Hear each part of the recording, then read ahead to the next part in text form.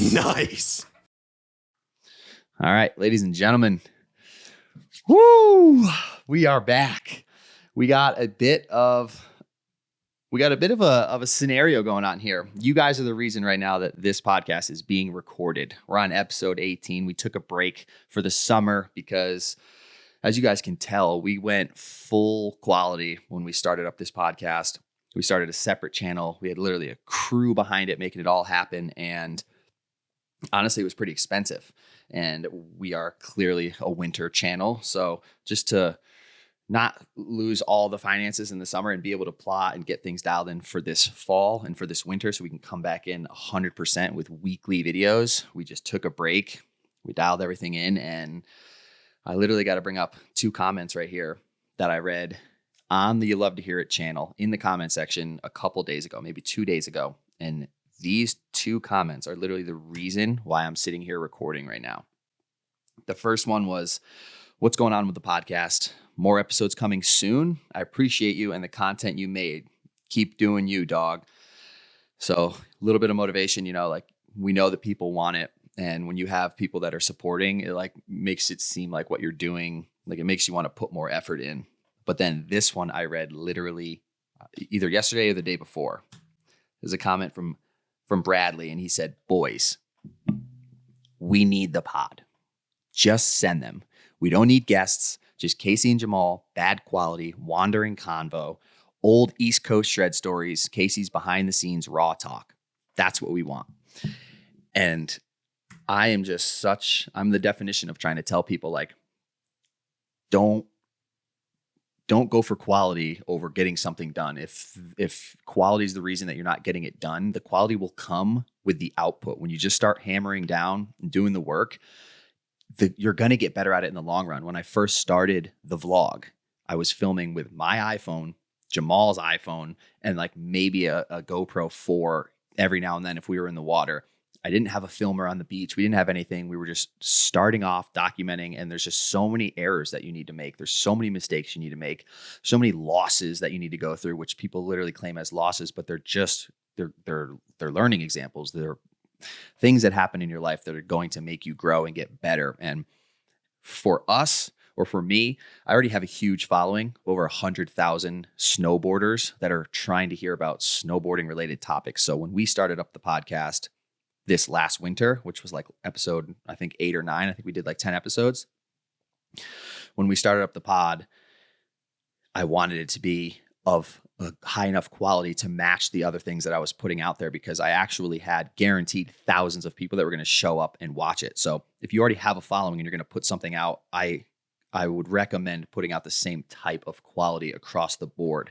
But if you don't have a big following, then honestly, you're fortunate, because I understand you could be a little bit embarrassed putting something out there, but you'll be less embarrassed with less viewers. And if you only have 14 people or even 400 people max watching your stuff, then that's why I'm really adamant about just pressing record on your iPhone. Press record on any camera that you have and just film, because you're going to edit it and you're going to see what you did wrong. And one of my favorite things is that you're going to be able to go back. And if you go back to episode 1 of the You Love to Hear It podcast, it's me sitting in a van by myself, surrounded with too much gear, barely wide enough to open up my shoulders and relax. And it was called the Van Cast. And it's literally just me rambling on for an hour in my car, just trying to give you guys updates of what's going on. And people were stoking on it. And to see the evolution in something that you're doing, and to have the expectations of obvious growth and success in the future, I feel like there's something that's just so incredible that you can't buy, that is being able to go back and look at the foundations of when you started and use that as motivation for yourself, but also to other people to show hey, look, this is what maybe Andy Frisella's first podcast looked like 14 years ago. You look at the Bomb Hole, they were in a garage, all these things. Everybody who's ever done anything successful has always started off super humble, and the only way that you're going to start off at the top with crazy production level is if you've already built something on another platform. So super grateful for you guys for breaking the You Love to Hear It podcast streak, because we are back, and I'm trying to get this episode out hopefully by Monday. We got to give a huge shout out, love, stoke, gratitude to Shredder, aka Petter, aka the Petitor. He is the only reason that this podcast came out last year. And I like to say that a lot. And I also like to combo it with when I say something about someone who helped out and them being the only reason that it happened. Yes, we may have been able to find another route, but that's what happened. And that is the reason that the podcast came out. This homie told me every single thing that I needed, every single thing that I needed to purchase, how to make it as proper and high quality as possible. He does up until right now, he has done every button of pressing record, every pulling of focus, turning on every light, charging everything, the cable, the way the guy wraps up a cable, by the way. You want to keep those type of people around you, but thanks to Petter, show him some love, Shredder on Instagram. The podcast is back. He walked me through the entire run through, and I didn't want to do it at first because whenever I filmed my van cast, it was just me pressing record, as little steps as possible because I'm still doing so much other stuff, and I would just record it. The quality would be whatever, but I would get it out. But the reason that he wanted to take it to the next level is because he's done tours with bands. He's just super electronically and audio and video educated, and he just took it to the next level. And dude, here's the breakdown, right? Jamaal, the reason he's not here right now is one, because of the comment that I showed you guys of you need to get it done. You need to press record. And I'm basically the living exemplification of that. And I wasn't filming. So I was leading this into trying to get this video done by the coming Monday so we can do every single Monday. And then that'll lead into November. When November starts, we're going to try to have every single Monday for the rest of the season. We're going to have guests and stuff, but we're also just going to have me and Jamaal talking. We're going to make sure that this thing comes out no matter what, because there's so much information. There's so much stoke around this. And honestly, it's not only something I've wanted to do for a long time, but it's something Jamaal really wanted to do for a long time. And to give a breakdown of why he's not here right now and why it actually is kind of so difficult is because my man's has multiple children already existing and has another child inbound any day now. And I could not imagine what life is like with kids, wife, fiance, new children coming, firefighter, 24-hour schedule. I honestly we've been coordinating his schedule and I still don't even know what it is a year later. Guy works ungodly amounts, saving humans, creating humans, and I'm going to try to get over to Vermont, film some podcasts in person with him. But right now we just needed to get this one out ASAP because I'm really excited to get into what we got going on here. I got a lot of comments of you guys that are either stoking or a lot of comments of people who aren't stoking. And I really want to break down those ones. So we're going to jump into this right now with a clip that Jamaal sent me. I haven't seen it yet, but I'm pretty sure he's just frothing on the boys and sending you guys some love. So here we go. Yo, what up to all my YLTHI fam? First off, I miss you guys so much. The love that we were getting throughout the whole winter last year on the podcast was awesome. We had to take a little hiatus for like a multitude of reasons that I'm sure you'll hear all about when we come back for this winter. I'm not with C-Dub on this episode, but I can't wait to see all you guys again soon. So C-Dub, here's a question for you. Question is, do you have any major goals? And I'm talking through the season goals for this year of snowboarding. I know last year we had the ankle injury. I think that was last year. Had the ankle injury. We came back from that. And then from there, do you have anything that you still got to like knock off your snowboard bucket list? Are there tricks that you want to get back dialed? Are there tricks that you've just been wanting to do or parts you've been wanting to put out, get in the streets? Let me know what the plan for C-Dub's season in Park City this year is. I'm sure you'll be doing lots of traveling. So if you can answer that for me, great. And I love all you guys. I'll see you soon. Peace. That's my guy. All right. So much to delve into there. The first thing that comes to mind is any tricks you want to relearn. Actually, even before that, he said, I think it was last year with the ankle. I love how I've put so much work into the comeback that people don't even know how long ago it was. It seems like I've been back for so long, but the relearning of tricks, instantly I was like, I didn't lose anything. But if you guys saw the hard way off the toe gap to the DFD down, front 450, like lip slide, pull back to regular, I would like to either redo that on the same rail on the East Coast or take that to a different feature. So I would love to bring that one back. As for like my progress, filming parts, all that type of stuff, really, I'm like, I feel like I got so stoked on surfing over the summer. And when I surf, I don't have the biggest like community following, like in-person people freaking out. So there's been a lack of like stoke across the board with the vlog and with like, you know, being an influencer, like actually influencing people to get out there and get stoked. And when I step back onto the mountains or into the mountain like areas, seeing people freak out, and like when I start putting snowboard content out again, like seeing the views and seeing the comments, like people get so stoked up. So I feel like my main focus this year is going to be on spreading stoke and trying to build the brand up bigger. And this is kind of like a multi-layer thing where I was explaining to somebody recently about how I'm in such a debacle because my whole foundation of life and everything that I do and everything that I preach is all about like being humble, living in your car, spending as little amount of money as you possibly can, doing favors in exchange for people so that, you know, if you give something to somebody, they give something back to you. And it's not all about like material living and all that. But at the same time, if I want to take things to the next level, like my goals are to be able to buy 10 people, 10 season passes through maybe a program that I built that's like all about giving back to underprivileged or people like youth that just needs help in areas maybe they can't afford. And to do that, you need money. So I'm like, the life that I'm trying to live, like at any point in time, if I'm not trying to help people and put out content and get stoked and like share my message and like make the world a better place, I can just disappear to Nicaragua, off the grid, get barreled, get stoked. And my mental health's dialed. Like I love all that, but like one of the biggest things for my life is I'm trying to help people. I'm trying to help people grow. I'm trying to help people get stoked. And seeing all the messages from you guys just lets me know that the information that I put out there is huge. And so many people are benefiting from it, which you will see in these comments here. So to wrap the whole thing up is like, I feel like I just want to kind of build the business and the brand a little bit bigger so I can actually get some money to not be like struggling so that I can literally give that money back to people.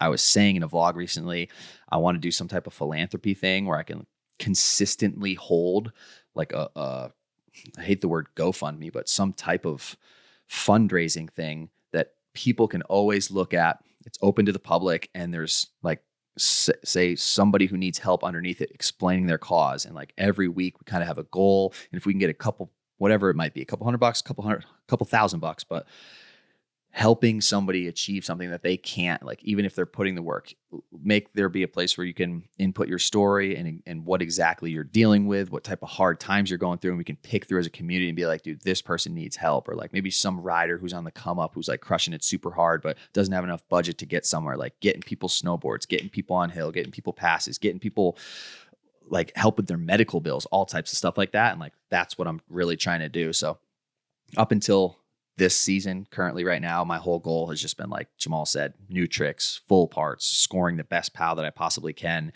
But I feel like this season, my biggest goals are to plan, to get a little bit of structure, to let people know a week beforehand that here's the next 3 weeks of the Narvi tour. These are the stops that we're going to be at, guaranteed. And I got a lot of help behind the scenes right now from people who are helping me structure that stuff so that I can keep continuing editing, putting out the videos, and helping you guys with tutorials and trick tips and stuff like that, but still be able to structure some stokes so that we can have bigger turnouts, so that we can just spread so much more love and just build this snowboarding community more than anything. So epic question, Jamaal. I appreciate you, bro. And all the boys are missing you right now. But I would like to jump into basically, we got some comments here. I got a big folder of comments. Some of them they don't really need a response. I'm just like sharing with you guys the gratitude that I have when you send me these type of messages, because a lot of people hit me up and they say like, what keeps you motivated? And when you have people hitting you up like this constantly, sending you love, this is my motivation. It's you guys. So we're just gonna dive into this thing right here, right now. Oof. The first one we got Eddie. He's claiming, Casey, you don't know me, but my name's Eddie. I work as a snowmaker up at Telluride in Colorado. And honestly, I haven't been watching you as much lately, but when I do, it inspires me. Lately I've been in a rut. Maybe it's because I'm still young at 21, but I think it's a lot to do with myself. Somehow I understand that I should be thankful for what I have, being in the mountains and doing what I do, but I also strive for more, mainly because A lot of the people I know just get drunk and go out, and I feel like they don't aspire to be the best that they can. So what I'm trying to ask is, how do you keep inspiring yourself in a way that makes you want to be better? And how can I apply that to my own situation? And how do you push yourself every day, even if times have been rough? Oh, that's such a good one. There's two layers of that, which the first one is the people that you surround yourself with. It's super hard when you grow up with people and you're really good friends with them, but your goals in life are just different. I always like to make sure that I stress that it's okay for some people to do certain things. If some people we consider like what they're doing lazy, that's just their route and that's just what they want to do. And that's fine. I don't try to take that away from people. But when there's someone like yourself that sees more, that has that vision, that feels it, that wants to do it, you got to act on that. And it's super tough to get away from those people. But sometimes you just got to man up and you got to do gnarly stuff. You got to move out of the place that you're with those people. If you're living with them, they always say that you are the accumulation of like your 4 or 5 best friends. So when people don't know how to make friends at the mountain, or they don't know how to like steer clear of that energy, I want to say that you got to just, for the first couple times, man up and go and do something, or go somewhere that you want to by yourself, because all of the people that are like-minded are all doing that. And there's going to be a lot of people there with the same mindset as you that are looking for homies, that are looking for people that feel the same way. And through things like my Discord, or just basically going to the mountain, I want to say that that is the best way that you can ever get something done. You put yourself in that area and you force it on yourself. And then when you're in those new areas, it's just, everything is so bliss, the fresh mountain air, like waking up next to a river, in your car, whatever you want to do. When you're actually doing it, you're going to surround those people. You're going to surround yourself with those people. You're going to be surrounded by them, and you're going to attract more like-minded people like that into your life. So here we go. Oh boy, I'm frothing right now, dude. There's so many good ones. The next one we got, I gotta kind of pivot this a little bit here so I can see it. All right, there we go. All right. Xiao Den Lucas. Man, I just stumbled upon this channel and I'm mildly irritated by the incredibly low number of views on these videos, mixed with the absolute crazy amount of videos published and the hard editing work. Just insane. I just watched a couple of videos and even the storytelling was pretty impressive. I hope someday it really blows up and pays off. And that was like during the late YLTHI video section, which I understand the surfing scenario because I have a lot of snowboard followers, and then you put out different content, the views are not going to be the same. But also I learned that if I go to somewhere, anywhere, whether it's Japan and snowboarding or surfing in the YLTHIs, people usually get stoked for the first like week or 10 days. And then at the end of that week or that 10 days, even if the videos are still epic, they kind of all blend together and people don't know the difference between like being in Japan or being in the YLTHIs, or if it's a new video or whatnot. So I would say that, first of all, I appreciate that. But number two, it's just something with the grind. I'm down to put in hundreds and hundreds of surf videos and take the same amount of time to build the following as I did with my snowboarding channel. Then we got Andy Liu coming through. Hey bro, just discovered your content. I want to say you kind of surprised me in a good way. First impression, thought you were another Insta TikTok snow bum throwing down steez for likes, but I had your podcast episodes on casually in the background a bit and ended up tuning in and really enjoying them. You're actually super well spoken with a lot of great insights, not just in snow, but life in general. And that's not something one easily comes across. Keep up the good content and spreading the good message. You're one of the real ones.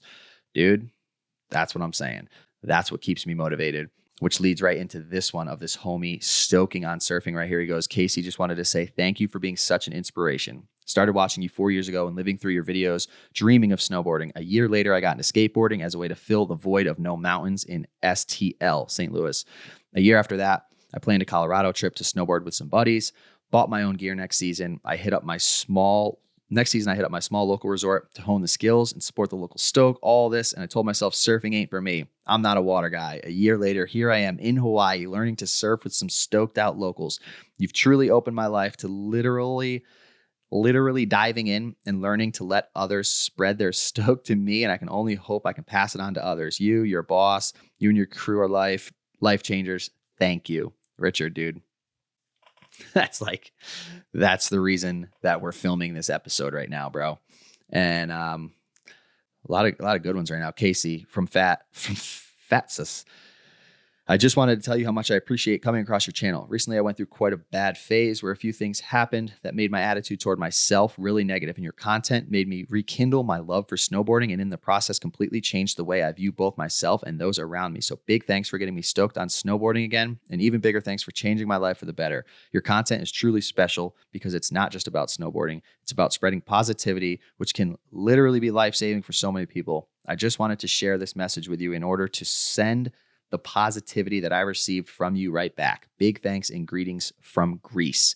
And I want to touch on that real quick because, as he said, he was going into a negative spiral of attitude towards himself. And then once he rekindled his love for snowboarding in the process, he rekindled his love for himself. And that just goes to show that so many people who are depressed or just in a rut or upset or just in this weird funk, it's usually related to you not doing what you know you should be doing.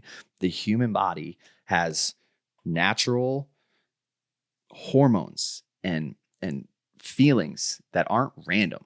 They release when you're not doing something right, so that it makes you feel an uncomfortable thing that you don't want to feel, and then you change what you're doing to get those serotonin. That's why when you go to the gym, your body gives you a natural high so that you feel good.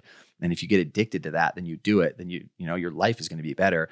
When you just get into those weird ruts where you're not doing what you know you should be doing, you're not going to the gym, you're not hanging out with your friends, you're not like getting outside, you're not getting light in the eyes, you're not being active, you're not eating right, your body sends these natural signals to you to let you know, like, buddy, you're fucking up. These are the early phases. You can change this and you can feel better. And that's proof. That's proof right there. I hate this app. Claiming Casey always wanted to learn how to ride, but I grew up poor, so I never could, which is not true. This season, I got a job at North Star, finally got to live the dream, camped in my truck and worked at the resort and had the time of my life. Probably still poor. Going into it, I was a bit unsure of how things would work out, but I watched one of your videos and you said to just go broke and you'll figure it out.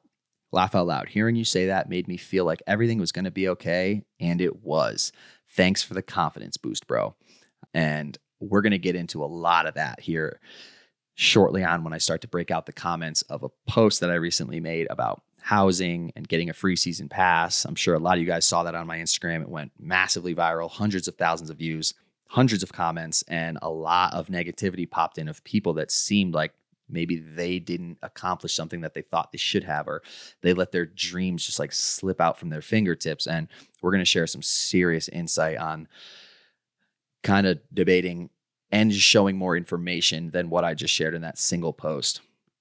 Then here we go. We got Vander just sent a video of him ripping this river wave in Montreal, claiming that thanks for the stoke, out here shredding this river wave because of you. And then Ian Barney was just thinking about you this weekend because I went surfing for the first time. He's saying an absolute dream of mine, and I got to do it completely over stoking with my best friends. Reminded me of you. Love to hear it. And then here we go. We're gonna dive into a little longer one here. I got this comment a while ago. Somebody who's just literally probably watched my channel for the first time, doesn't really know what's going on, maybe has a regular job and doesn't understand like the new era of how much work it takes in to become either a content creator or following your dreams of snowboarding all the time or any type of new aged thing. And he said, I appreciate what you're trying to say about being grateful and all, but you must realize how ignorant you sound when you describe working, in quotes, sitting down and editing a video for 4 to 6 hours max, as such difficult and hard work, especially after a day of doing what we all love. That is very easy life compared to 90% of jobs people work. And I'm going to go ahead and say that, first of all, 90% of jobs that people work are mundane, super easy, and just like gas station attendants, McDonald's employees, just setup jobs, something to get a little bit of money. It's like right out of high school and stuff. So that's like 90% of the jobs. I also want to make sure that I don't take away from all of the gnarly jobs. Anybody who's working landscaping, concrete, foundation, just like keeping these roads going, keeping the flights going. I would not be able to do anything, and I don't know anything about that type of stuff. And I am just like praising these scrizzies out there that are building and keeping the world going.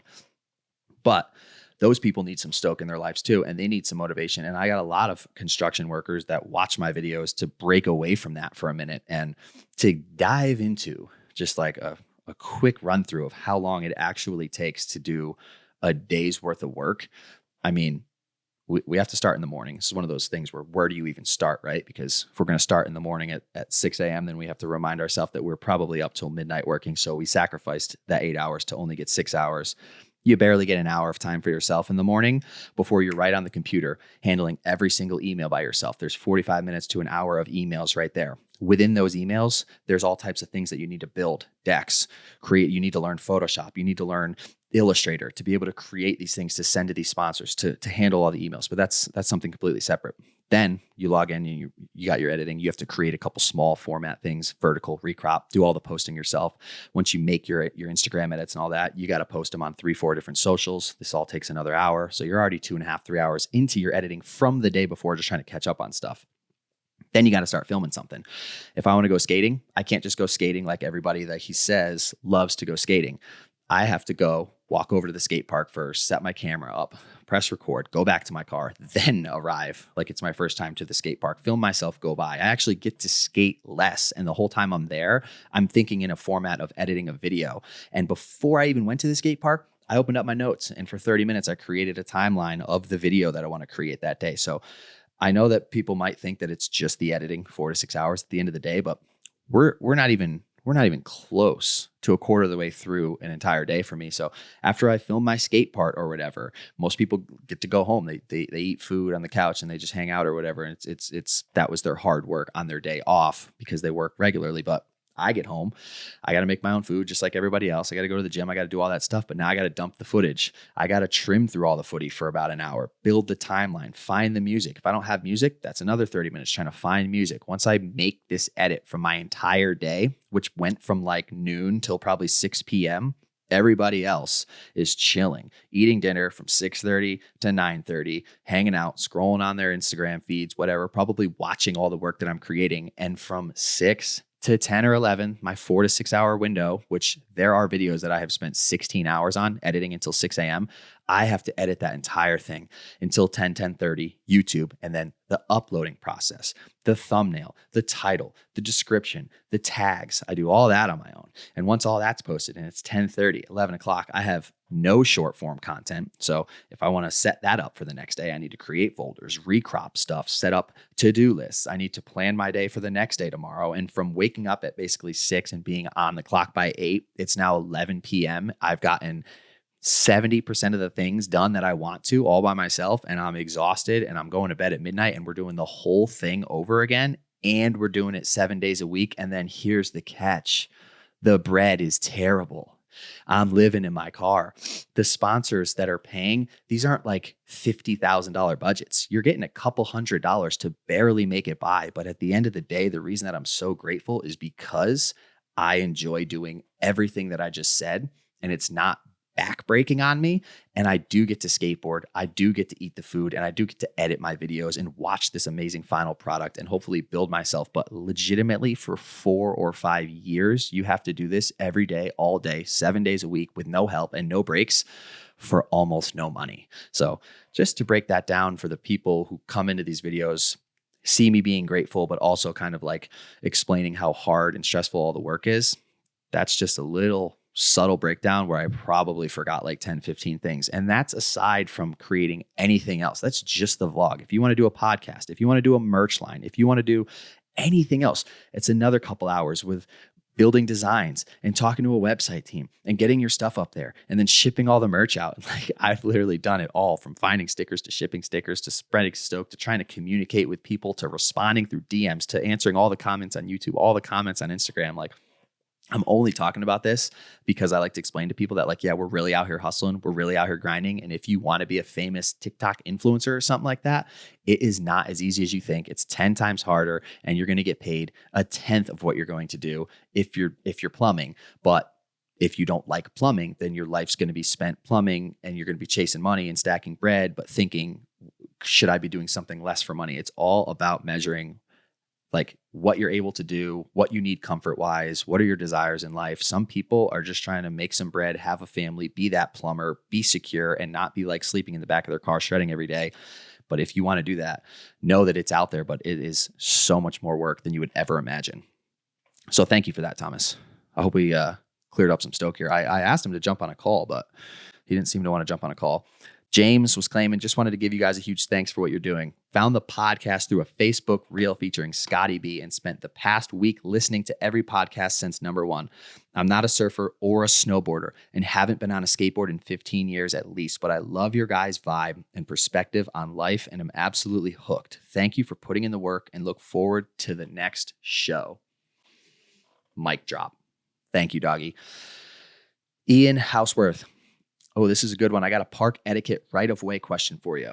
If there's a series of 3 jumps and I hit the first jump, then just ride over the knuckle of the second jump, do I still have right-of-way for the third jump, or is that forfeited when I don't hit the second one? Love the content. Thanks for all the stoke. Interesting question, and that's why I love this. So if there's a 3-pack, you're standing at basically the tier, the staging, the drop before the 3-pack, always look uphill because yours truly might be right over that knuckle because I don't like to stop. So just give a little heads up, turn around, C-dub's not coming. You drop, mellow, little hand. People know what's going on. You're dropping in, you hit the first one, right? You land it, you kind of get bucked out and landing. It shoots you to the right of the lip of the second one. You're not really feeling good. So you cruise right around it, head back over the shoulder, look uphill. Nobody's hitting it. Nobody's also dropping in from the other knuckle. You always got to be on defense. You never know when Joey's just going to cruise right over and he's going to combo with you. And it's wild. You just got to head on a swivel. And if you maintained your speed and you kind of flowed over that second knuckle and you landed and there's no one landing the second one, you're 100% still have the right of way as long as you cruise in. Just when you're doing wild out of pocket stuff like that or out of the norm stuff like that, all I got to say is head on a swivel. But there's like basically speed drops. If somebody sees you hit that first one, then they drop from the staging above. Your timing should be as they're hitting the first one, you're cruising over the second one, you're still good. Your speed for the third one is super ideal. You hit the third one. So no stress there. Then we got Dravens.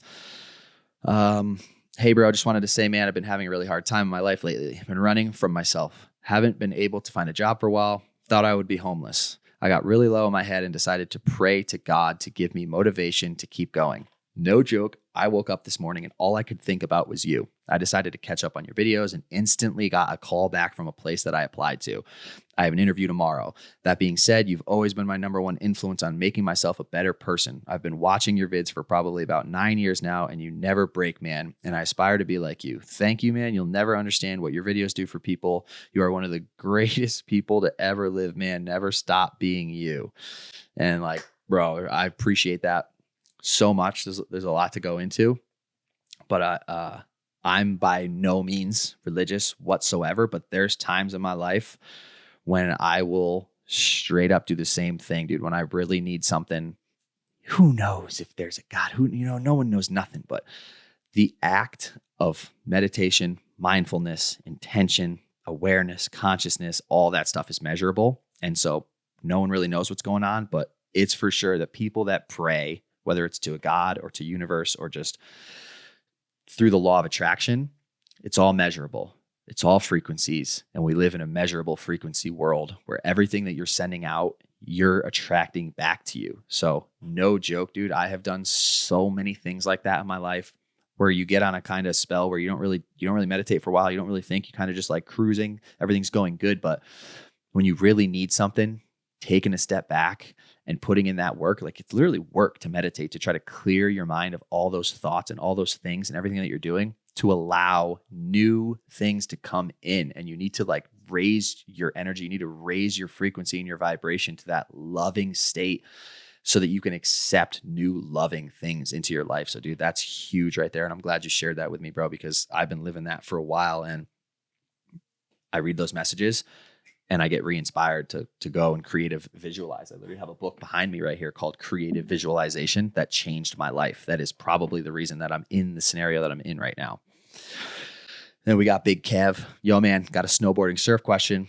Got any tips for an avid, lifelong snowboarder learning surfing? Obviously, there's the whole reading the ocean, paddling, catching the wave aspect that doesn't come with snowboarding. What about when you're finally up on a green wave? Whew. I would say that learning how to surf as an adult is one of the most difficult things that a human being can try to do. The reason for that is what he said. There's that whole reading of the ocean thing. The paddling and the endurance you could do, you can get strong and you can end up within a couple months being able to paddle for months. But putting yourself in the right spot requires you to be able to read the ocean and read these waves and read multiple waves coming together at the same time and anticipating them and putting yourself in the right spot or even the wrong spot, which will end up being the right spot. That's how you get barreled. And there's so much to it. Each place is different. And once you get something dialed or you start reading the waves, the tide changes, the wind changes. There's just an infinite amount of variables that will never make surfing actually be like set in stone reading. But you see these pros that can surf anywhere, and that comes from the time in the ocean and being able to read it. But once you're up, holy moly, the front foot, back foot weighted distribution and the stance width of surfing and snowboarding is such a contradiction. Snowboarding is mostly pivoting off the front foot, except for when you're riding POW. You're a lot more back foot, and that's what surfing is. But for some reason, we do this standing tall thing from snowboarding for like traversing. When you need to gain speed, you kind of go half crouch and you pump up super tall and you extend with your legs, which gives you all that force to keep going. And when you do that in surfing and you're extended like that, you lose all of the, what I call insurance, where if anything happens, if you bounce, if you're off balance, if you get a little jig and it throws you one way, if your legs are straight, you're screwed because you can't compress and you can't counter that. So the number one thing I think first off that you should do is remember to stay low. And then the number two thing that I think you should remember to do is try to keep, while you're riding, more weight on the front foot so that we don't bog down so hard. But when you're doing the turns, more weight on the back foot leading, if that makes sense. But it all comes down, like you said, homie, to just 10,000 hours in the water so that you can learn how to read the waves. And I feel like that's what leveled me up this summer. I started to get better at reading the waves to put myself in the right spot to then have the ability to do the right maneuver in the right spot where all the power is on the wave. Oh boy, here we go. This dude is a G. Griffin Hollard said, your bomb hole and your pod have been saving me, bro. Been smoking every day for 6 years, and you finally gave me the courage to stop. Started writing stuff down and killing every day, man. When you get a taste of how much you can accomplish with a sober head, it's crazy, man. Keep being an inspiration. It helps more people than you can imagine. Also, the boys from Loon, Fat Pants Mafia, dig everything you do. And then he sent me this list of like just all this epic stuff that he's crushing, dude. And when you write stuff down like that and you journal, that goes back to reinforcing it and reinstating it with the universe and putting it out there. The option or the odds of it coming back to you are going to be 30, 40, 50% more. It's like the thoughts lead to the actions lead to the results. And then when you combo that double tier there with thinking about it, acting on it, thinking about it, acting on it, each time you think about it, you're thinking about it better because you've acted on, you know what you need to fix with your thoughts. And every time that you're acting on it, you know what you need to do to fix it because you've been thinking about it. Beautiful process. Then we got young Fred coming in here. Casey, I've been feeling confused really. However, just rewatched a video on your channel from March 2021 on how to make the dream a reality. And now I feel a sense of direction. I'm 19 and have dropped out of college and will be moving to the Alps to pursue my dreams as a snowboard bum this winter and have never been more excited. Always appreciate you, G. You're an inspiration to many. I'm not trying to claim that everybody should be dropping out of college. Thank you for literally making my dream a reality and dropping out of college to be a snow bum. But this goes back to what I was saying about if you're in college and you're only doing it because your parents told you or because you thought it was what you wanted to do or you thought that or you didn't know what to do. That's where I was. And I didn't do it because I didn't even know what I wanted to do and I didn't want to start going into debt. But then there's other people who know exactly what they want to do. They're stoked on being a doctor or they're stoked on becoming something in the future that they're going to need a degree for. And that's super beneficial. And you could definitely get more money. You could definitely get more jobs. But there's also a lot of people that are claiming the opposite, where now you get a degree, you spend all this money, the jobs are low paying, the entry jobs are low paying, and nobody wants to put that work in to actually get the raises that they need. and jobs are changing in general and everything's difficult. But if you're in college and you hate it and what you're going to school for, you don't want to do, and your parents are supportive on anything that you want to do, and you somehow come up with a plan of a new life goal, then dude, you don't need to be in college. You're wasting money. You're wasting your time.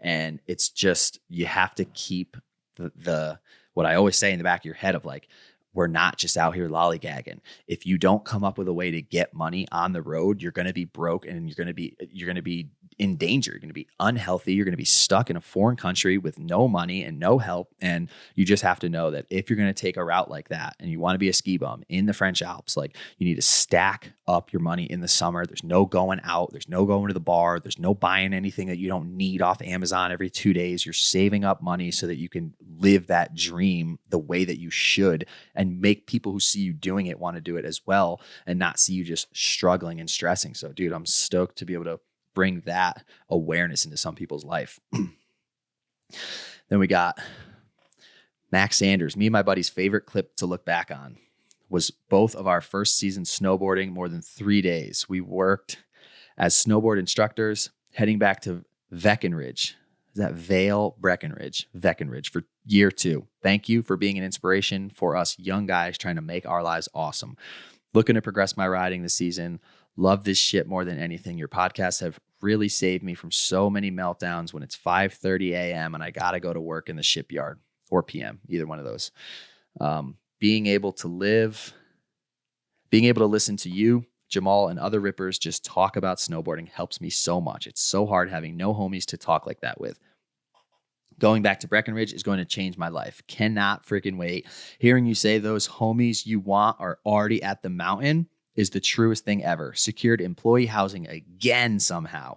You guys are free to pull through the Breck employee housing this season and chill with all the homies if you end up there at all. And dude, that leads into what I was saying about how if you're there, the universe is going to give you that job opportunity before the person who's applying for the same job that hasn't made the step there. Whether it's the people that are reading your application that see like, yo, this dude doesn't even have a job and he drove here from Virginia and he's living in Colorado in the parking lot right now. Like that's what people want to see rather than someone sitting in their warm apartment in Connecticut emailing about how they would love this or they want to do that. But like, let me know when I'm all dialed in so that I can go there and be set up. Like it would be nice for that. But sometimes, dude, if you want to get something done, you got to commit to set yourself and your life up around how you want to live before that life is even there established. And I want to watch that video with you guys real quick that he sent me.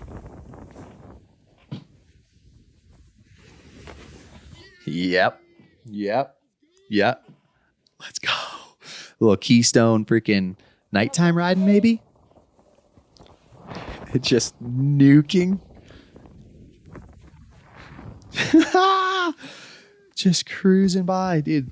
Oh, we're gonna. You can hear it. You can feel it. That's yo. Okay.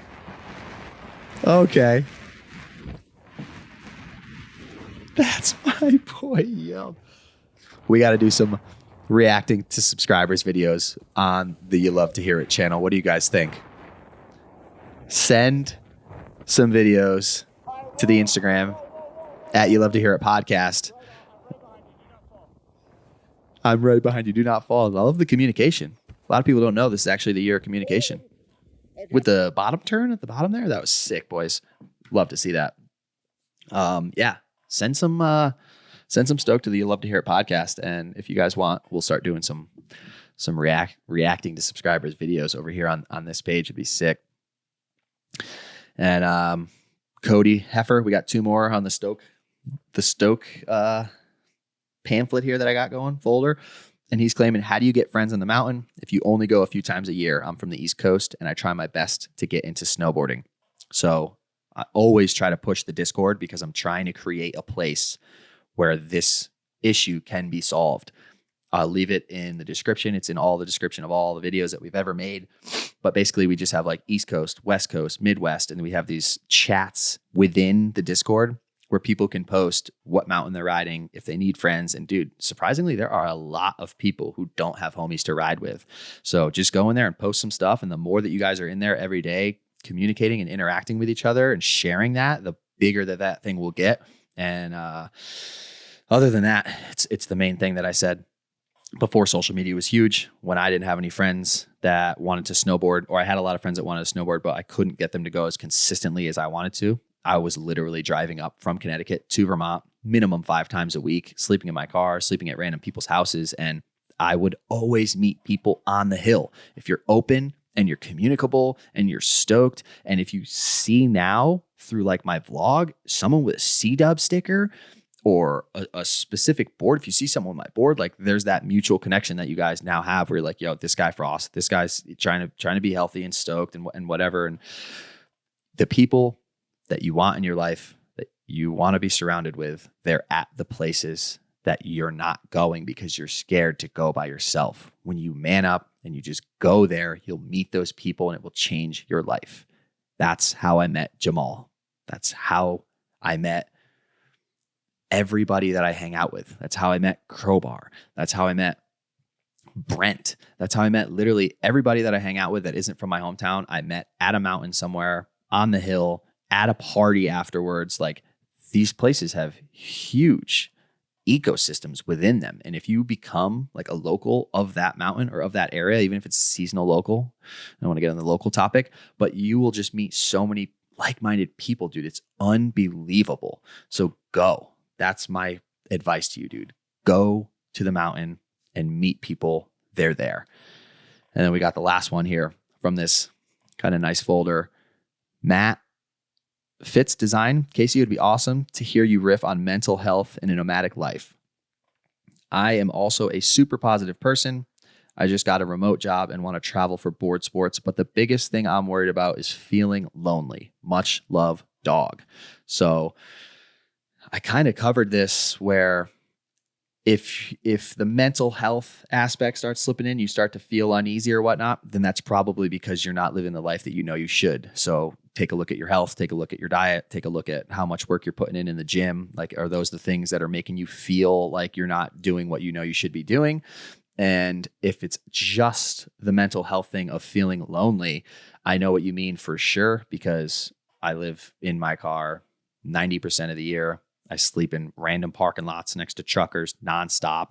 And if you haven't done it, you need to, because for the first couple days, even recently when I was just down in Mexico, Scotty B was watching me with my family, and he was watching me with my brother and my surfing and my mom and everybody. And I wasn't filming the vlog, and just his eyes like looking into me when he was telling me like, I saw you surfing the other day without a camera. And like, even just standing there with him and chatting for an hour, he was just like, he was really letting me know how he knew how precious those moments were, that time was with me, because I'm so busy. And for me to be able to just like ignore everything, put the vlog on the back burner, not have a surf filmer, like my whole entire life for like 10 years before the vlog was just me in Switzerland on a train, traveling by myself, notebooks, freaking creative visualization. Like, that's where I learned and I honed in everything that you guys are stoked on. All the information that I give you guys, I learned on my own, on trains in Amsterdam, backpacking through the city in the Yucatan by myself, like no video camera, no nothing. And I was leading this into the Mexico thing because when I was down there and Scotty was explaining that to me, the first like 2 or 3 days when I was there, I was like, dude, this is gnarly. And then my mom and my brother left. So then it was really just me. And I was like, this is really weird. Like, I know that feeling that you're talking about, but day 3.5, day 4, oh, no one's around. You start to realize like, yo, I don't need to just like talk about what I did. I don't need to like constantly be telling somebody about my session. I don't need to be like, just like reading something and then immediately regurgitating it. Like, shut up for a minute, buddy. Just exist. Like, you get to eat when you're hungry. So you start to learn more about your intuition and your gut feelings and what you want to do. You get to surf when you want to surf. You get to watch what you want to watch. You get to wake up and go to bed. Just the peace and the serenity and the thoughts and then no thoughts. And you'll just be so shocked at the things that you start to do with all this downtime, because we don't realize when we're in a house with 3 or 4 homies, or we're just constantly surrounded by our friends, there's just so much time when we're just bullshitting, hanging out, and it's just so unproductive. But it's like, it's comforting because you have some stimuli or like somebody there that like feels good. When you're on your own, you got to find that love within you. And if you're traveling around, you're just so high all the time. Everything's so new. So you're not like looking for vices or like trying to get a different type of high through a substance when you're at home all the time. You're just looking around at the mountains and the trees and the new area, and you're meeting new people constantly. It just feels like so light and refreshing. So there is nothing that I recommend more before people start creating content or doing social or anything like that, where they want to give back or give advice to people or help people out, which is just dial yourself in. I forget what Andy Frisella calls it, like ultimate human, like level up or excellence, like really dialing yourself in on every level of being sophisticated and traveled and cultured, and all that is like, it's going to pay off in the long run. And you're going to have stories, and you're going to have stoke to share with people, and more insight than you ever would. So those are all the good video comments. I want to do a quick mid breakdown of just some support, because we have the Patreon, which is the same Patreon I've always had. It's just patreon.com/Casey Willax. And since the last pod, we got 3 new supporters, actually 2 new supporters. We got Eric Ott and Erica Copeman. So I want to say huge love and huge shout out to anybody supporting on Patreon. We're going to start taking requests on there. I'm going to post before we have a pod. You guys, at any point in time, you can message me, or you can just comment on any of the posts with questions that you have. I haven't done any for this exact video, but we want to incorporate you guys a lot more for supporting. There's merch that can't be found anywhere, or will never be like printed anywhere else, that if you're a supporter for a month or a couple months, you get like custom stickers, custom merch designs, hoodies, all these type of things, mugs. So I appreciate everybody on Patreon supporting. And then one homie, Patrick Core, sent me 50 beans through Venmo, dude. And he writes, staying true, keeping your morals, not being a servant to greed, keep on keeping on. So I just want to share some love to the people who have been supporting, keeping this thing going, keeping it. It's not easy, dude. This is it's a venture that I'm so hyped on. And thanks to Scrizzy, hopefully we can structure it out to get some support from sponsors. But for now, this is just a pod by the people, for the people. And yeah, I appreciate you guys so much.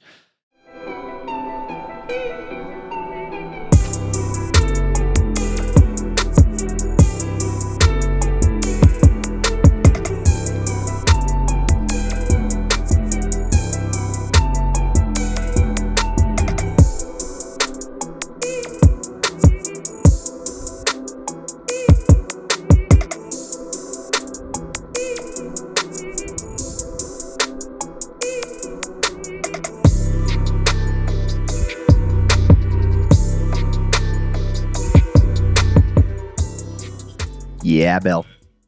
All right. Yeah, guy. All right, we got Jamaal here.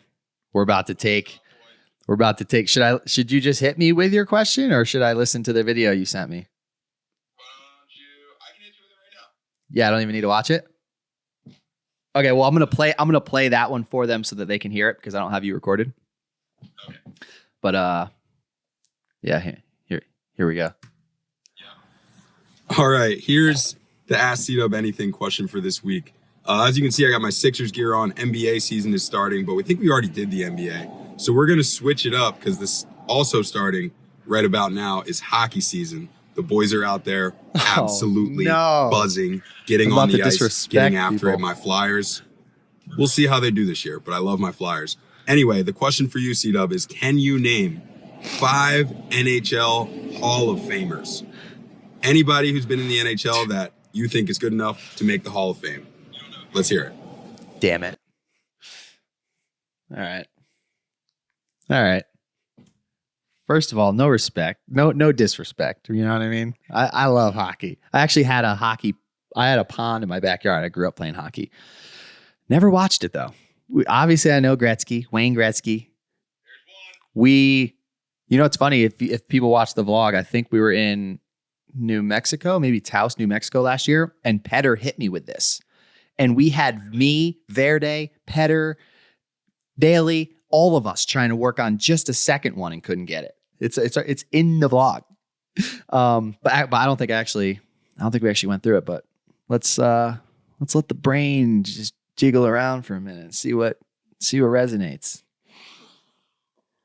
So I should get like a call. You know what I mean? Like one call. Even expand it to you just giving me like a Hall of Fame caliber player who's playing right now. Yeah, even Hall of Fame caliber player. Yeah. Sometimes you feel like you move a certain way and you like, you know what I mean? You like tune into some. One of them that's still playing right now is a Russian guy. Say it again. One of them still playing right now is a Russian guy who plays in Washington, D.C. He's been playing for a long time. Another one of them's a Canadian guy who plays in Pittsburgh, who's been playing a long time. And this is actually way harder for you than I was thinking it would be difficult, but I was like, this is actually a really tough one for you, I assume. Boston Bruins. Super famous like NBA and NFL players are. Boston Bruins. That is a team. We're taking this down a notch. We're switching it up to teams. Can you just name 5 teams? I would be actually very impressed by that. Red Hawks. Close, but no. You Redskins. Football team? Seahawks. Also a football team. Wait. The Whalers. Used to be a team, so I'll take that. The Hartford Whalers, baby. Yep. Okay. That's 2. There's one in Philadelphia. The Ducks. Okay, that's out in Anaheim. Yes. Is We're it? at 3. Oregon. The Oregon Ducks are like a college team. That's why I was saying Ducks. What's the O? The O's. The O's in Oregon. hockey? The big O. Yeah, the big O. That's Oregon. That's University of Oregon. Oh, that's a college? This whole time I thought it was a hockey team. What do we got? 3? We're at 3. There's one in New York. There's a couple in New York. The Buccaneers. Football team. Dude, I'm nice with the football teams. The Mighty Ducks. Canada. The Mighty Ducks. Yeah, that's what I was giving you for 3 because you said Ducks. Oh, all right. The clock's going down. We got 30 seconds left on the clock. Yep, there's one in Colorado. The Colorado Corvettes. The Colorado, it's something that happens when you're out in the backcountry. The Avalanches? Yes. Ew, really? Yes. Knew that. All right, one more. 15 One more. seconds. Give me You a had state. one that was Hawks, but you didn't get the first word right. Oh, the Tailhawks. Keep going. Just keep guessing words. The freaking Minehawks, the Crailhawks, the Start with a B. the Big Hawks. Chicago. The Billy Hawks. Nope. All right. Color. The Blue Hawks? The Blackhawks. The Black Hawks. All right. They just drafted the best like rookie guy. Possibly, if they're saying this guy's gonna be the next Gretzky, the guy they just drafted. Did I get Gretzky? You did get Gretzky. Yeah, That's nice. a great one. Yep. I think you would actually love hockey if you understood the rules and gave it one game because it's no frills. It's action the whole time. Yep.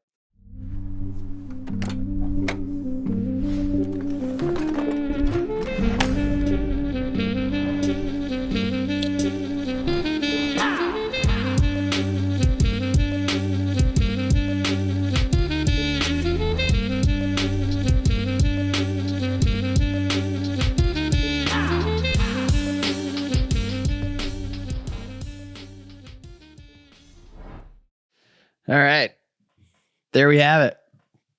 Ask C-Dub anything, which will be presented by Candy Grant here in the future again. But we're keeping this one for the Stoke right now, dude. Jamaal bodied me on that one. That was a bad one. But you know what? We live to live to see another day. All right, here we go. We're jumping into basically the topic that I wanted to cover on this entire podcast, which, as I was saying in the beginning, I posted an old video that explained, it was just me in a car talking about how you can get a free season pass. That was the whole point of the post. And it made me realize through all the comments how gnarly of a housing issue there is within the snowboarding, skiing, mountain world community. And I want to address some of that because I'm sure things have changed a lot in the past 10, 15 years, but I've done it. I do it. All my friends, like I said, have done it. They do it. We do it. We've done it. We'll do it. We're going to keep doing it. And it went pretty big across my following. And then I realized once it started going viral after like my initial following phase, how Instagram does it, all of the people who kept jumping in that were watching it, like in the For You page, were all negative, and they all were just like hating on it. And whether they were talking about the pay or the conditions or whatnot, I got to break it all down because it's not for everybody, and you got to be humbled. And I'm going to just take a couple of these piece by piece because there was a lot of stoke. You could go to that post and just hundreds and hundreds and hundreds. I'll actually read a few right now. This isn't even planned out. I'll just go to the post, click it, 500 comments, start scrolling through them. And it's just, I did this in 05, never looked back. We're still eating ramen. It's delicious day after day when you're doing what you love. Just like scroll. I quit my comfy office job, took a job as a ski patrol at Diamond Peak. It's been the best decision of my entire life. Moving to a mountain to work was the best thing I did after high school. Some even have employee housing. Dude, just so many good ones, bro. Like, I'll just scroll again. It's just like, I really think people should go through and look at some of these. Did this last year, still here. My last season, I only got 10 days, but now I'm at the resort. I've gotten 130 plus days. Evening, overnight jobs are the most ideal. My first job on the mountain when I was 16, best decision ever. The mountains kept calling me. I met all my best friends when I did this. I worked at Snowshoe a few years ago. Such a great time. I made some good friends. Now I'm a shredder. I worked 4 different mountain jobs at 4 different mountains. Go do it. It'll help you if you're more extroverted. You'll make friends. I did it. Everyone should do it. I got that remote job. The stoke's still alive. I work night shifts, tuning for Palisades, getting my 10,000 hours in. Great advice. The pay isn't rich, but the life couldn't be richer. I moved to Vermont, got a job and a pass that was 12 years ago. It'll never be as happy as I am here. I only wish I'd done it sooner. These mountains fix things you didn't know were broken. So I could go on forever with how incredible the stories are of people that have shared their time in the mountains and the friends and just the life experience and everything. Maybe not the life expectancy, but here we go. We're going to jump into some of the more, I don't want to say negative, but just some of the more like the ones that are based on fear, because I would only assume that these people are throwing out anything that they're internal or anything that the people around them are telling them to hold them back. And I really want to focus in on the fact that if you decide to do this, if you're trying to move to a resort, to work for the mountain, basically here's how it works. Most mountains, you apply online. You can apply for ski instructor, lift ops, janitorial, housekeeping, restaurant staff. Millions of jobs are available, hundreds at each resort.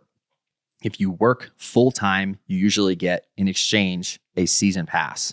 Some jobs, like lift ops, you will be there at 6 a.m. until 5 p.m. You will not be riding that much, but you're putting the work in and the time in. And certain mountains, they're really, really, really like adamant about giving you breaks to ride.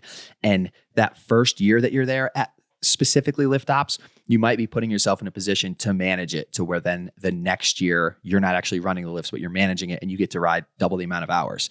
But if you're just trying to be there and your main focus and goal isn't riding as much as possible, you just want to be around the environment and get a pass, that's a good option.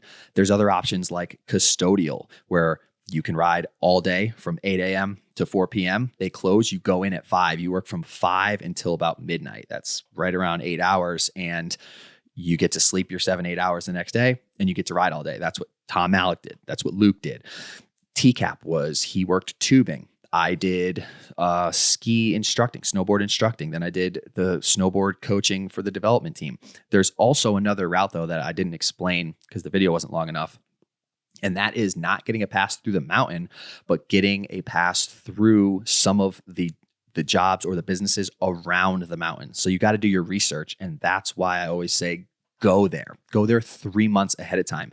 You will see housing and you will see like places, apartments for rent that might not be online. That's one of those things where you're putting yourself in the position. So the universe is seeing that you're putting that work in. Maybe add some thoughtful meditation to it, which is going to make you work harder, which is going to make you find more places. And you're going to see people at the grocery store, at the restaurants. If you're actually there, your odds of finding someone who needs either, or maybe has a friend that needs someone to fill a spot is just, it's 100-fold. So you don't actually have to work for the mountain. You can work for places around the mountain, but you can also do part-time. And I know that there's some places like at Mount Hood that if you work a day, you get a pass for that day. So maybe you work all day, Monday through Wednesday, and then Thursday, Friday, Saturday, you get to shred. You work 3 days, you shred 3 days. But before I jump into these comments, I got to say that this is the dream. And a lot of people forget that with the dream, you have to make sacrifices. So whether that sacrifice is not saving up $80,000 from some big marketing corporate job over the entire year where you hate what you're doing, but you're stacking bread, you're shredding every single day on the hill with your best friends, creating the memories that you're going to look back at when you're 80 and not have regret.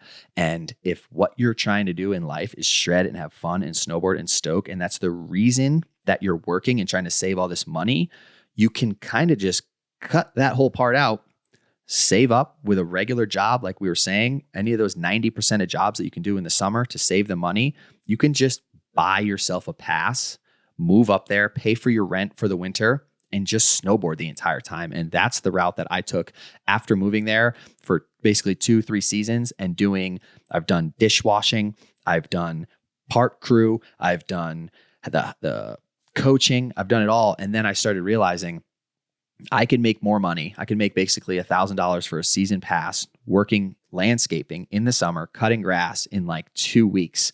Then I can save up $5,000 over the next 3 months doing the same exact thing and coming together with 4 or 5 of my friends, getting a house with either 1, 2, 3, 4, or 5 bedrooms. This is where the humbling part come in. You start jamming, stuffing homies cuerpos, that's bodies in Spanish, into tight little areas. And when we were that age, when you're 21, when you're 22, 19, 18, even 25, hell, 30, dude, sleep on the ground. A lot of people are talking about how it's super expensive and they can't afford it. That's because you're trying to get your own bedroom. That's because you want your own hot shower. Maybe get a 2-bedroom with 5 of the boys. Don't tell your landlord. Obviously, like these are the type of things that are known in the snowboarding world. You're just jamming bodies into an area to make things happen. And you're taking sacrifices so that you can shred every single day. So I answered a lot of what I had going on here in these next coming comments, but I'm going to actually hone in on some specifically. So here we go. Oh boy. What about the cost of healthcare when you catch a lip and bail over a cliff? First of all, most companies don't even offer healthcare. So what happens when you fall off a ladder at work painting for your boss for $18 an hour for a company that you don't own, who isn't giving you healthcare, and you get wrecked and now you can't snowboard, now you don't have healthcare, and you know what I mean? That can happen anywhere. You can jump out of the back of a pickup truck doing concrete work and roll your ankle. I would rather do it living my dream. So my question for you is, what is the cost of being 80 on your deathbed and looking back at your life and having regrets? That's a tough one. Here we go. I wish. Been trying to do that for the past 4 years. I'm in the best shape, speaking 4 languages, but foreign, and without paperwork, ski mountains won't take you. That is just the reality of any real thing that you're doing, any real job, any real corporation, especially these days. Vail, Icon, Epic, all these places, they're getting so massive that it's just, you're not working under the table for them there. But On the West Coast, they have something called J1s, and I think that might be the visa. On the East Coast, they're literally just called internationals. But I have personally met tens of thousands of internationals that are from either Peru or Argentina or Venezuela or anywhere, South America, other places too, Europe.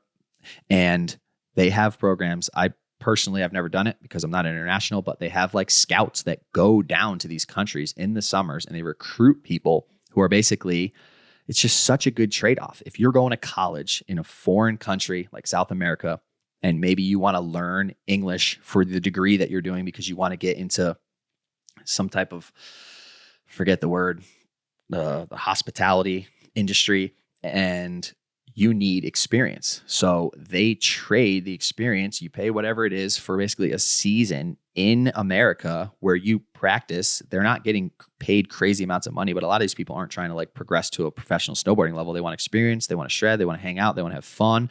And that's something that a quick Google search of, as an international, how to get a visa and apply for a program like that. They set up all the housing, they set up all that stuff. So if you're already an international and you're in the country and you don't have like papers and stuff, then that's pretty much, unless you're trying to do construction, there's no way that you're going to get a real job like that. But as a foreigner, there are so many foreigners that do it. The housing is all included in it. I'm not saying that the housing's legendary. A lot of people are claiming you're stuffed in a room with 5 J1s that you don't even know and blah, blah, blah, blah, blah. And it's like, yeah, bro, you're snowboarding every single day while people are at work, not living their dreams. You have to make some sacrifices for this. So then we got another one. Don't most of them end up working so much they can't even use their pass? I broke that down of your multiple options of whether you buy your own pass, whether you get a pass through an area that's not mainly associated with the mountain, or you work a job like custodial, or you work a job like the park crew where you're actually on hill and you work for like 4 hours and then you get to shred, you get to test the features, or you do a job like an instructor where you get to be on hill again, you get to actually shred. I believe that if you're really trying to get good at snowboarding, the best route is obviously buy the pass, buy the apartment, have your everything dialed in and just shred every day. But if you need some money and you need a pass and you can't afford it because it's too late, getting a job like park crew or something that allows you to be on the hill strapped in, even if you're not practicing your riding, there's something about being strapped into your board every single day with your gear on, pumping from feature to feature and just being on your board that makes it feel like second nature. And I feel like that's what helped me get really good at snowboarding really fast. Is it possible for someone from the UK to come over and work? Yes, we've already addressed that. How do you shred when you work? We've addressed that. Cheap housing might be a stretch. Yes, but also it's all related to your budget. If you saved up, I mean, everything right now is the most expensive it's ever been, but pay is also the highest it's ever been. And except you work all day when the mountain's open. If you can ever even get an interview, I've been applying for resorts in Colorado for 2 years now, and I've gotten 0 responses. Sometimes it might be the way that you're presenting it. It might be the fact that you're not there, because there's other homies who were in Colorado who said that they're getting jobs like it's nothing. So I think just being adamant, applying to many different places and being open to going somewhere else, go to Washington. You know, just because you're in Colorado doesn't mean you need to live and work in Colorado. If opportunity is presenting itself and you get a job somewhere in Washington, listen to the universe when it gives you these little gems that you got to jump on.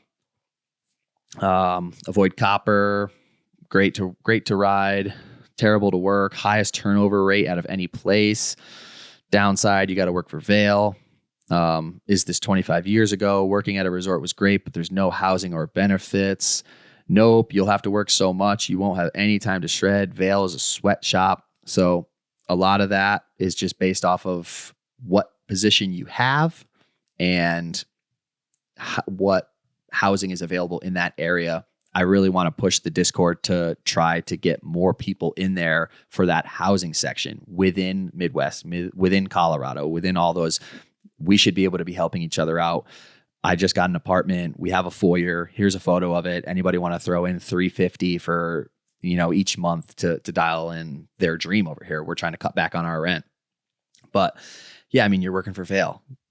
Sometimes you got to get over stuff too. A lot of these people will talk bad on Vail, but they're building a massive empire for all of us to work. So yeah, there's a lot of things that they're doing that are bad. The prices are just gut wrenching. They're destroying the parks, all this stuff, but it's their mountain. They bought it. They're putting the work in to employ these people. They're giving the jobs out. So you literally just got to be grateful that we can still shred and exist, and that they're giving out passes and they are paying. And some of them do offer housing, whether they're cheap or not. Oh, said nobody 25 years ago. Next one. Come on, we got to have a good one. How much did Vail pay you to say that? Vail actually does not communicate with anybody. So to even talk to Vail, let alone have them pay and support somebody, would be insane, especially a snowboarder.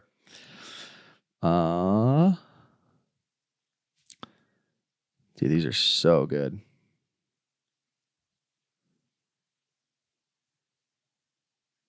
How do people work on the mountain and still afford to live? I looked up the jobs and they only pay like $20 an hour in California. Only pay $20 an hour is a crazy sentence when you're talking about snowboarding every single day. And everywhere to live close by is like $3,200 a month. I would love to work at Ski Patrol, but I don't know how to survive and still do it. So $3,200 a month has to be for either a single house that you're trying to live in by yourself. I'm not sure where you're looking at $3,200 a month, but $3,200 a month, it could be a 1-bedroom. And if I was 18, I'm getting 9 of the boys and we're splitting that thing up $400 each, like $500 each, whatever it is a month. You can make it work. The not being stoked on $20 an hour and living in California thing just kind of comes back to being humble and realizing that you're living the dream. I can't explain this enough. A lot of people think that you're just going to live the dream and then you're going to get all of the perks and the benefits of avoiding the dream and like working for someone else or laboring to build something else. That like this all takes sacrifice.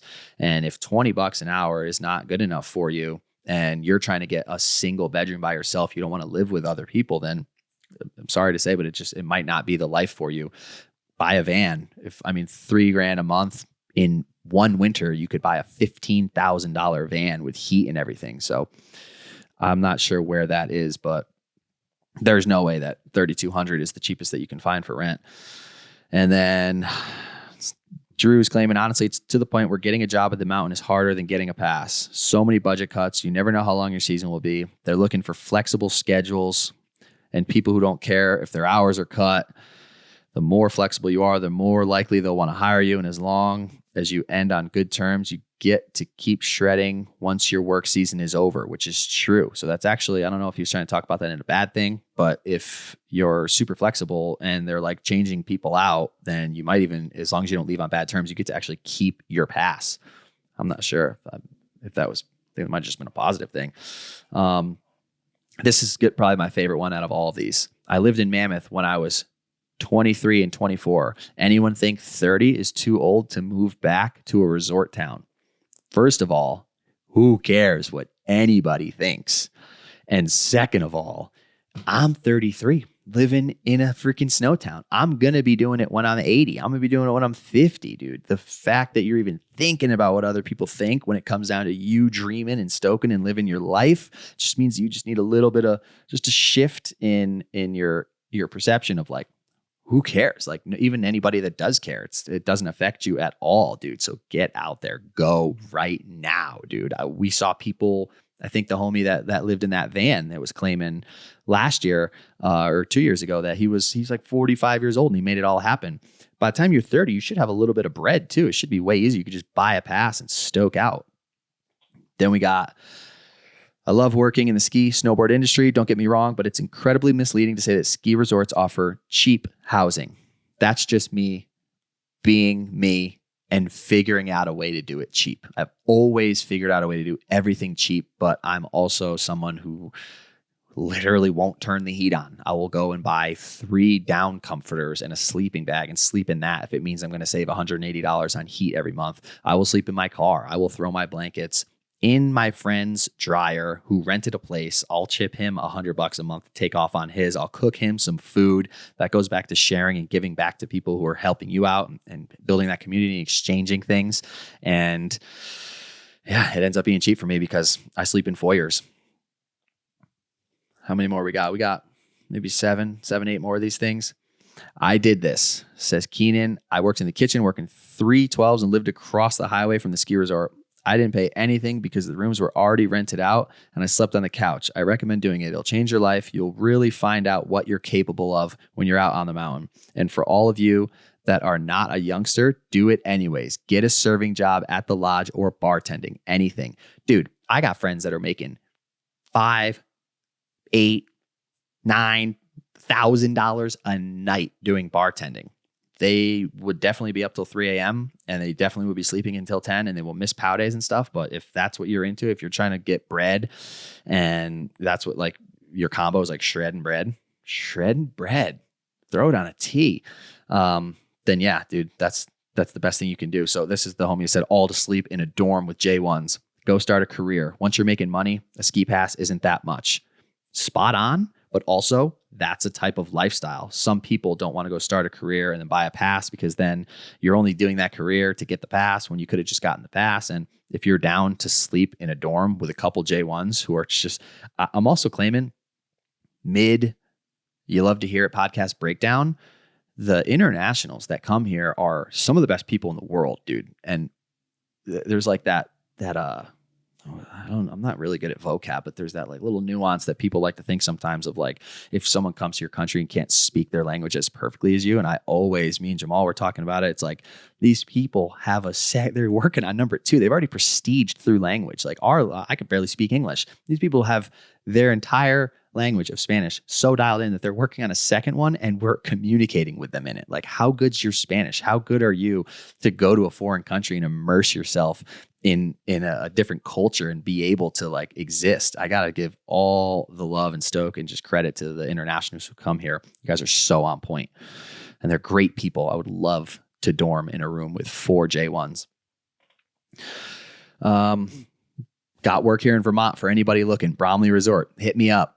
It's like, it's unbelievable, dude. We got to get the Discord going. This kid's claiming not in Cali. This kid's claiming housing is extremely limited in most places and not all mountains offer housing. This is true. This is going to be tough. You're going to have a couple hurdles that you're going to have to step over. This isn't going to be silver plated. You're shredding every single day. We need to remember this. Unless you want a legit career with resorts, then it's very underpaid and overworked. And yeah, welcome to the dream. Welcome to every single day of my life. Overworked, overpaid, and I love what I do, and I would have it no other way. Winter Park lift ops. Housing isn't as harsh as in Summit, and the crowd isn't as kooky. The whole resort hangs their hat on the lifties, and they're stoked for safely spinning everyone to the top. This genuine enthusiasm comes from a great culture with ride breaks at its core. Just don't be a fuck up, and you'll have a new home resort away from home. Let's go. Homie saying they hold that season pass and employee housing over your head hard. Yeah, that's your job. Get it done. Do it well. Do it 100%. Do it 110%. And then they won't be staring over your shoulder so hard. What else we got? They're understaffed because only trustees can afford to work for them anymore. That is just limiting. That is a limiting thought. You do not know if somebody has a trust fund. It's just so easy.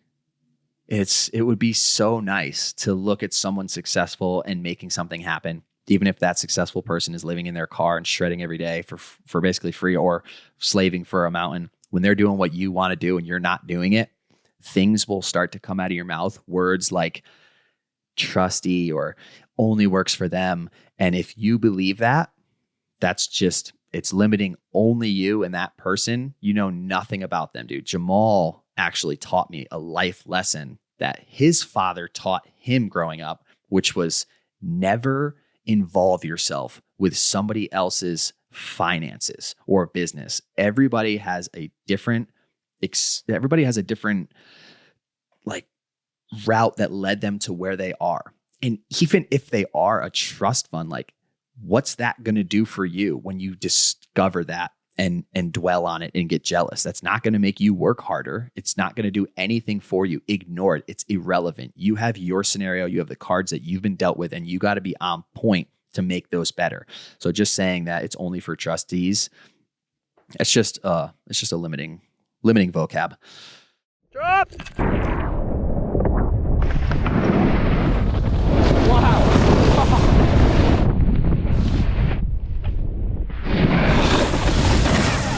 Place on earth.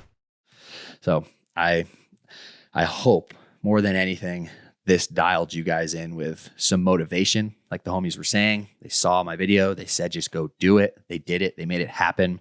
I really recommend going to that post, running through some of the comments, maybe reaching out to some of the people. There were a lot of people throwing out options for people in there. There was resorts that were reaching out saying that we're applying, and just really having that awareness, like, yeah, it's going to be difficult. You're going to be making sacrifices. You might be dormed up with a bunch of people, but at the end of the day, you're living your dream. And that's what life's about, getting to our grave stoked on all the decisions that we made with no regrets, and just trying to spread that love and stoke for shredding life with everybody. So I think it's a pretty proper way to shut down episode 18 here.